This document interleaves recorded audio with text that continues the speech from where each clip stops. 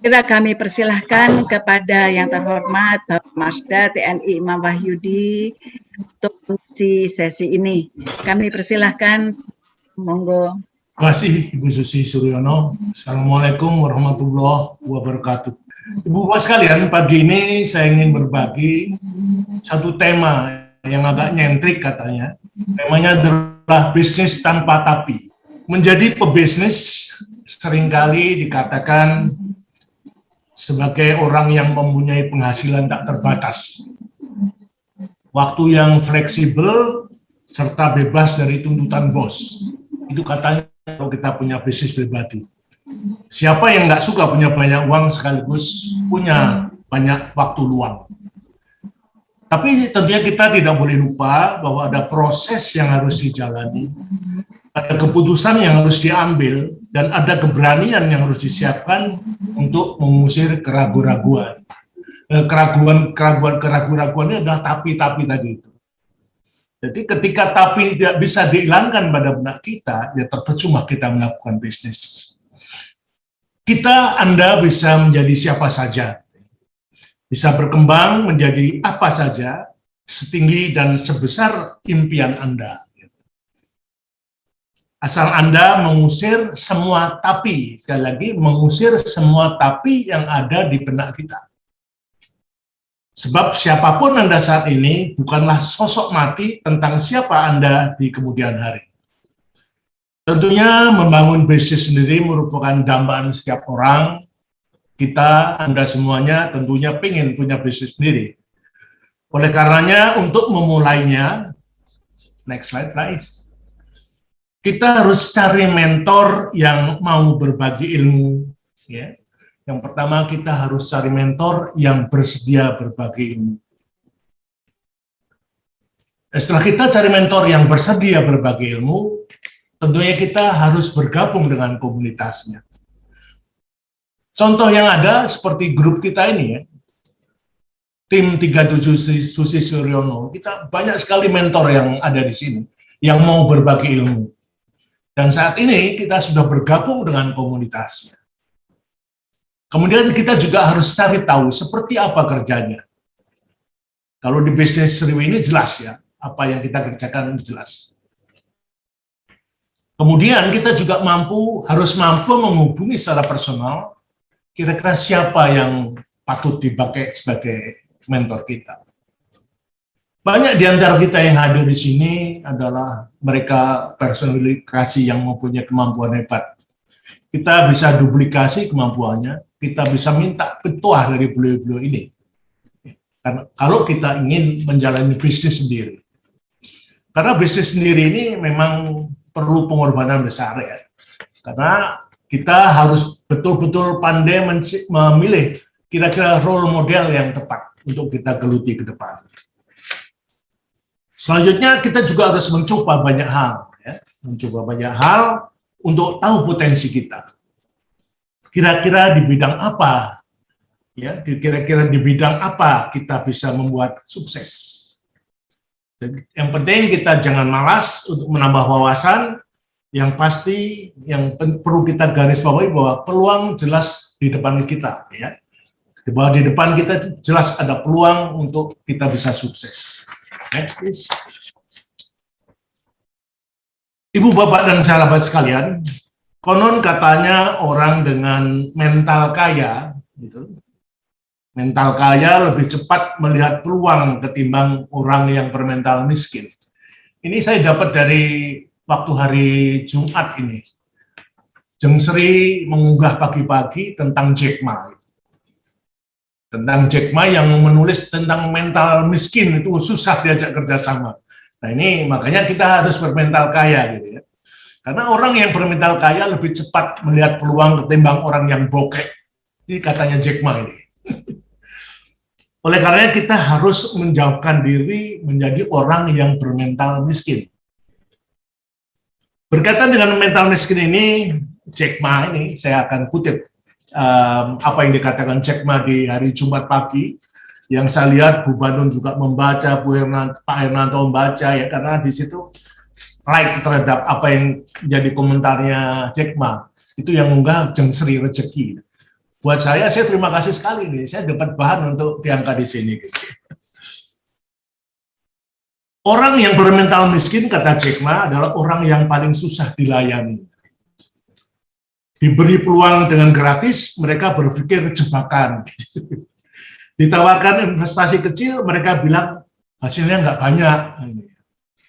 Diajak investasi besar, nggak ada duit. Diajak menjalankan model bisnis baru, katanya MLM gitu ya. Mereka berpikir lebih banyak dari profesor. Ini mohon maaf Pak Haryadi dengan Profesor Ibu dari Solo. Ya. Orang yang kayak begini itu katanya pikirannya lebih banyak ketimbang profesor, para profesor. Gitu ya. Tapi bertindaknya lebih sedikit daripada orang buta. Ini kurang ajar juga katanya Jack Ma ini.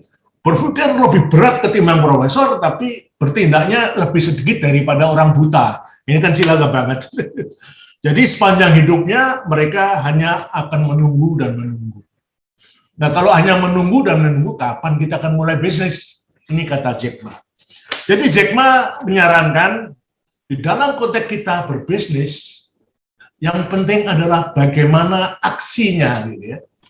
Karena kita sering membaca ada visi misinya keren-keren, visi misi keren, tapi aksinya nggak ono gitu loh, nggak dilaksanakan gitu. Nah ini kan percuma saja gitu. Jadi menurut Jack Ma dia ngomong, saya itu sama dengan anda semua.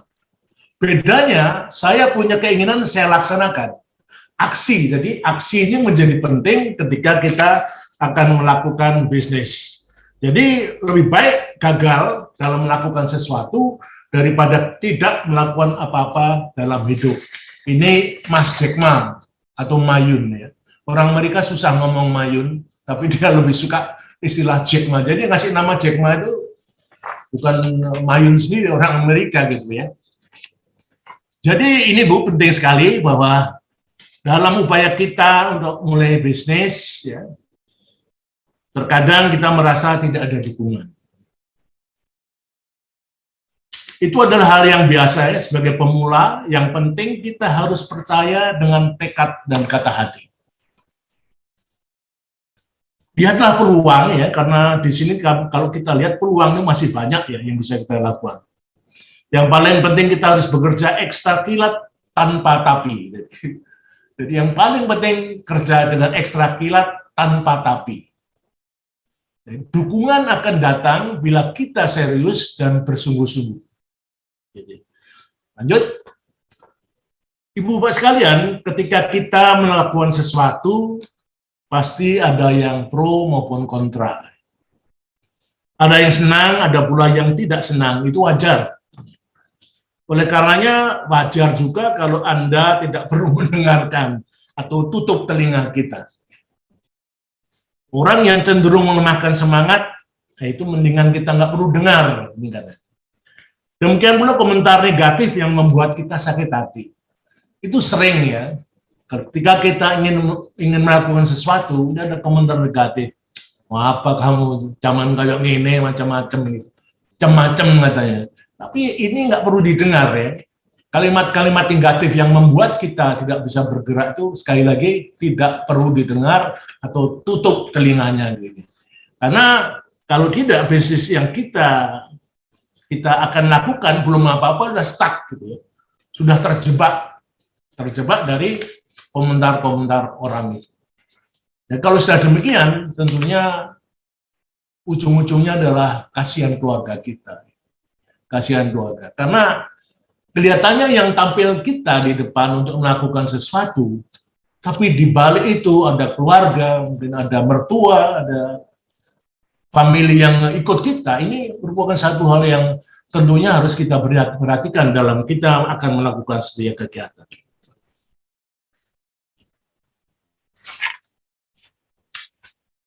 Dalam kita mulai bisnis, Ibu Bapak sekalian, atau mengembangkan bisnis, kita harus selalu belajar untuk membuang jauh pikiran negatif. Ini penting dalam bisnis kita. Belajar sesuatu yang baru membuat kita tidak sempat memikirkan hal-hal yang melemahkan hati. Dan kita ini di dalam berbisnis harus bergerak cepat. Terkadang kita harus menjemput bola, tidak menunggu bola kalau orang main bola itu. Karena lambat bergerak, motivasi kita mengecil. Kemudian kita, yang lebih penting lagi, kita juga harus mampu membedah kegiatan kita sehari-hari. Kita ini melakukan pekerjaan, ya, melakukan kesibukan, atau hanya sok sibuk ini. Ini penting, Bu, sekalian. Ini yang bisa menilai ini adalah diri kita sendiri. Kita ini melakukan kegiatan sok sibuk, atau kita sibuk beneran gitu. Ini yang paling tahu kita sendiri. Ini ada beberapa hal yang penting dalam bisnis. Kemudian selanjutnya, di dalam melakukan bisnis, disiplin waktu menjadi satu keharusan yang harus dipatuhi secara cermat. Kita di dalam konteks manajemen, kita selalu didengungkan masalah disiplin. Bahwa disiplin adalah jantung organisasi. Tanpa kedisiplinan, organisasi ini nothing. Nggak ada untungnya, nggak bisa bergerak. Jadi sekali lagi bahwa disiplin waktu ini menjadi satu hal yang mutlak karena disiplin adalah jantung organisasi. Jadi kita harus betul-betul menghargai waktu, cari komunitas yang bikin kamu menghargai waktu. Kalau mau cari komunitas yang tepat, gabung dengan tim Susi Suryono ini. Kita sudah menetapkan hari Selasa jam 10 sampai jam 12. Kita selalu mencoba untuk tepat waktu dan disiplin waktu. Itu jamnya ada jam 10. Nah, inilah yang menjadi sesuatu yang menurut saya bermanfaat bagi kita dalam konteks tim Susi Suryono ini yang selalu mencoba disiplin waktu, dan ini kita lakukan benar-benar. Kita membuat satu perencanaan itu harus dilakukan, karena kalau tidak percuma kita membuat perencanaan. Nah, ketika kita betul-betul merencanakan kegiatan Selasa, tiap Selasa ini jam 10 sampai jam 12, begitu kita laksanakan, inilah suatu perencanaan yang baik. Karena sekali lagi, percuma kita membuat perencanaan kalau tidak dilaksanakan. Ibu Bapak sekalian, berubah untuk menjadi orang yang lebih baik tentunya merupakan keinginan orang banyak. Orang yang mau maju, kalau kita merasa masih banyak kekurangannya, atau istilahnya, kalau kita berkemampuan negatif, tentunya kita cari orang yang positif. Cari orang yang positif yang mampu mengajak kita untuk selalu berpikir positif. Ketika kita melihat mereka, orang-orang yang positif, kita harus bergabung dengan komunitasnya. Ketika kita sudah bergabung dengan komunitasnya, tentunya pasti menular ya. Pemikiran yang selalu positif selalu ditularkan. Sebentar.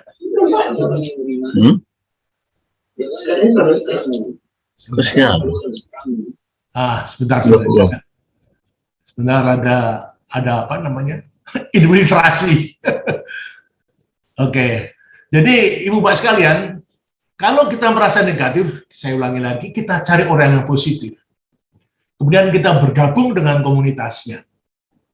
Karena apa? Dengan kita bergabung dengan komunitasnya, tentunya sifat positif yang dipunyai oleh komunitas ini akan menular ke diri kita.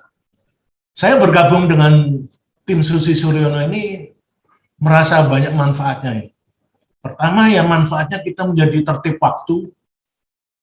Kita banyak berkenalan dengan orang-orang besar, orang-orang baik, orang-orang cendekiawan yang pikirannya selalu terbuka. Ini yang membuat kita istilahnya bersenang hati dan selalu menunggu setiap hari Selasa.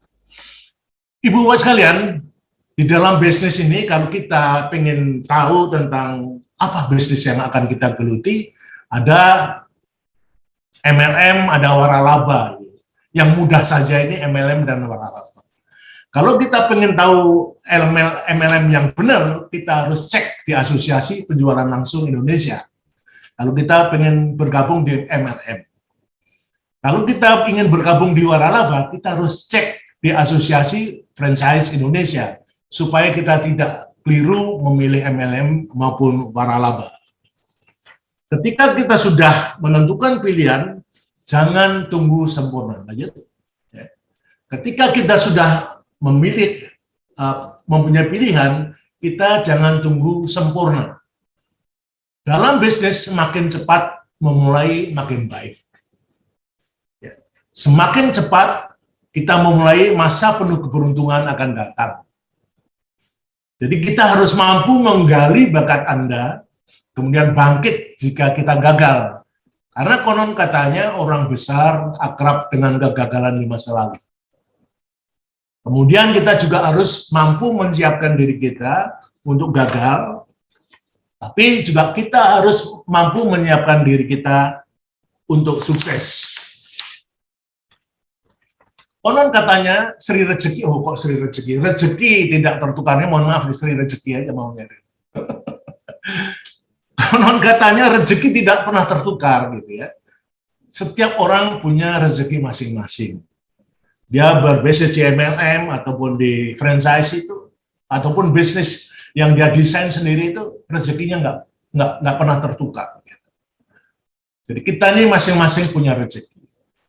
Sehingga konklusinya adalah kerja yang cepat, ya, yang kerjanya cepat, sering berbagi, jelas beda rezeki dibanding yang banyak alasan.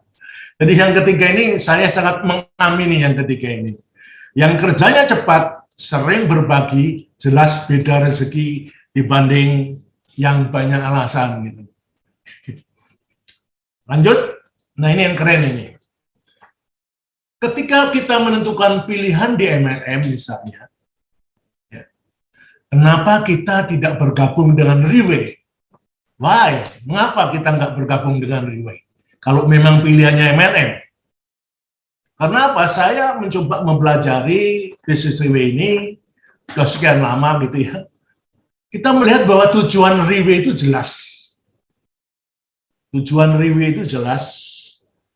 Kemudian visi dan misi Riway keren gitu ya. Keren abis katanya anak zaman sekarang. Kemudian produk Riway berkualitas. Kemudian peluang pasarnya luas.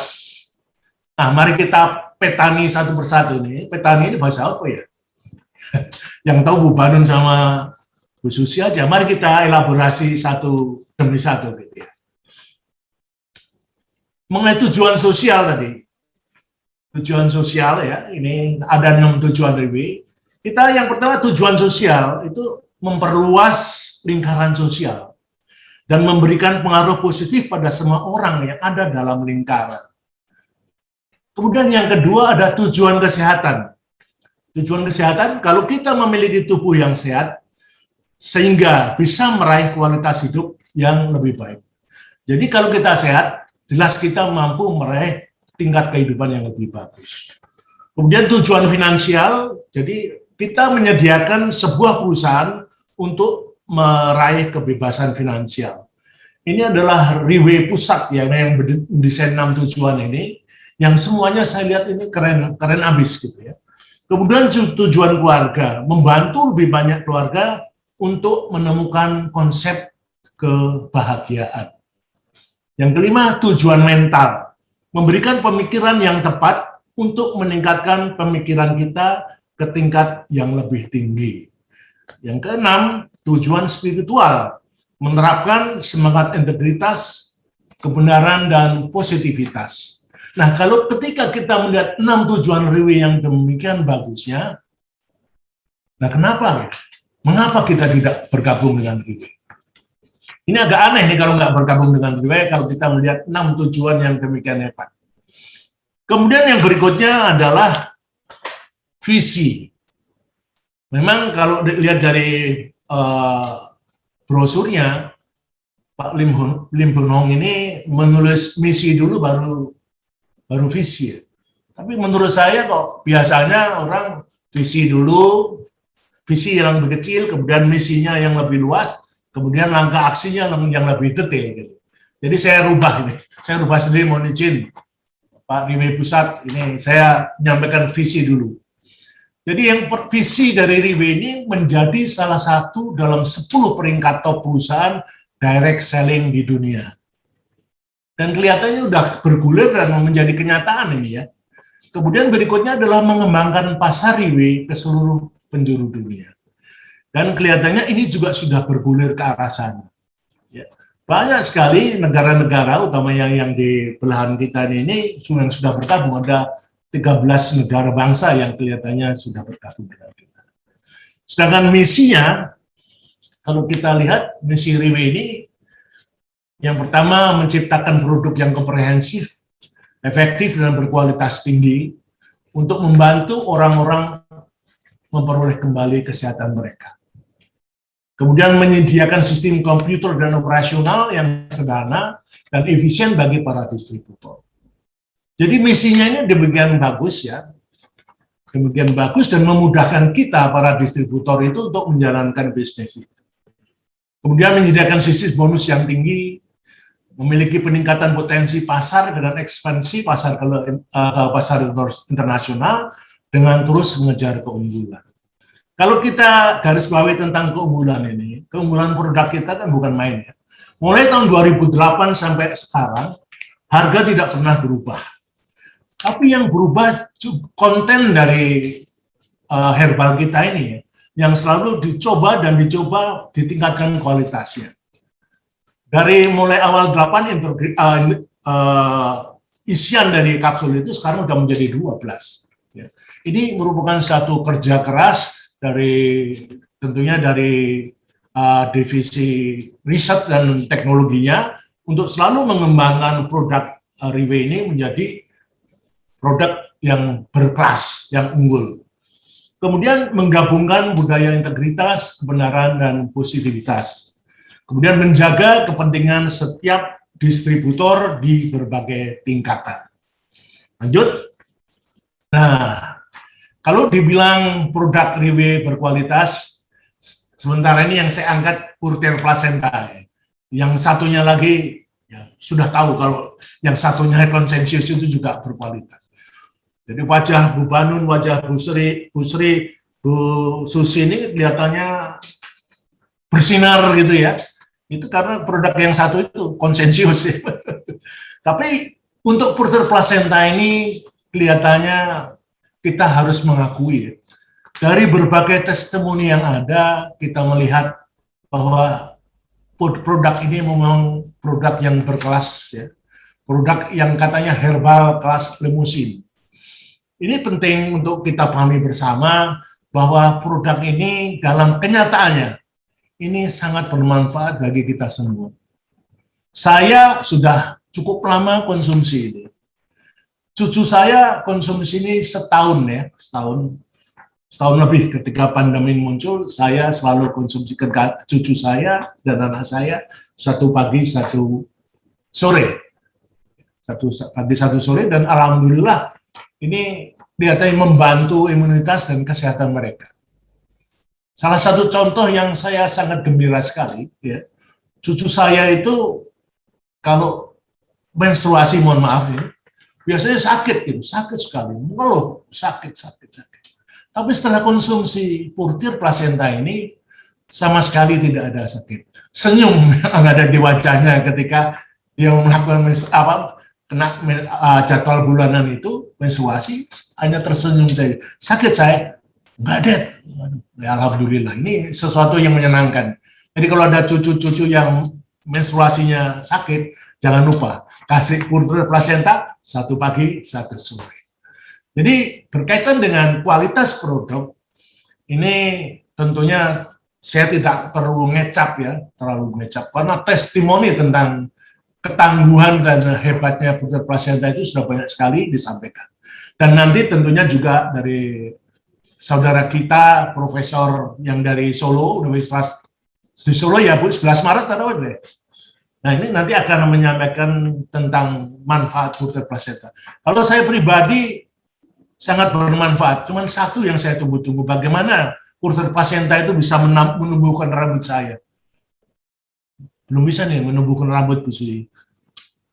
Tapi kalau dari konteks bagaimana manfaat bagi kesehatan, saya betul-betul sudah menikmati Purter ini dalam konteks kesehatan saya.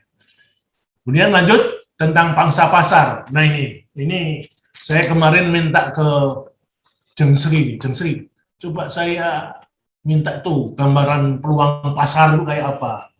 Ternyata ibu buat sekalian, ini payout 65% dari di tahun 2019 itu sudah demikian besar ya Bu ya. Tapi untuk ibu bapak ketahui bahwa di Indonesia ini baru 1% kurang ya, 1% kurang ya dari apa yang ditampilkan di depan ini. Sehingga dengan demikian kita bisa menggarisbawahi bahwa peluang pasar di Indonesia ini sangat besar. Jadi jangan ini Ibu Buasa jangan risau lihat angka yang gede ini, karena di Indonesia kata Jengsri ini ya, tapi dari data yang ada itu masih kurang dari 1%. Oleh karenanya kita bisa ngebut untuk mencapai beberapa persen ke depan. Ya, karena ini data real yang dikeluarkan oleh RIW Pusat. Di sini di tahun 2019 20 miliar US dollar. Payout-nya 65%. Bayangkan Ibu Buat sekalian.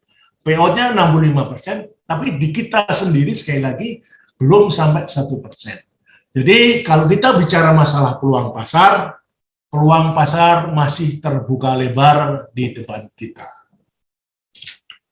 Ibu Bapak sekalian, selanjutnya ada catatan akhir di sini. Saya mencoba cepat-cepat karena tadi sudah digariskan Bu Susi untuk tidak lebih dari 40 menit. Nah, saya akan mencoba tertib waktu, malah mungkin kurang dari 40 menit Ibu Susi. Jadi catatan akhir saya, kalau kita ingin berbisnis, apapun yang ingin Anda jalani, pasti bisa berhasil. Ya. Kalau kita ingin menjalani sesuatu, pasti bisa berhasil, asal dikerjakan secepatnya. Kerjakan sekarang, jangan nanti, kerjakan saja tanpa banyak tapi. Ya. Jadi ini sebetulnya sesuai dengan arahan Jack Ma juga ini kita ini. Jadi yang penting action dan action. Take action itu. Terima kasih Jeng Sri ini dapat contekan dari Jeng Sri itu. Take action gitu.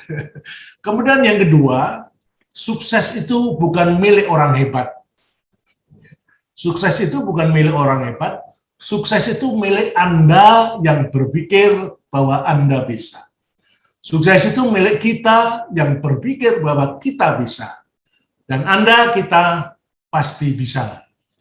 Kemudian yang terakhir, ingin memperoleh manfaat kesehatan sekaligus manfaat finansial, segera bergabung dengan Bisnis RIW. Terima kasih atas perhatian Ibu Bapak sekalian. Mudah-mudahan ada manfaatnya tentang bisnis tanpa tapi. Demikian, wassalamualaikum warahmatullahi wabarakatuh. Terima kasih, sangat atau luar biasa.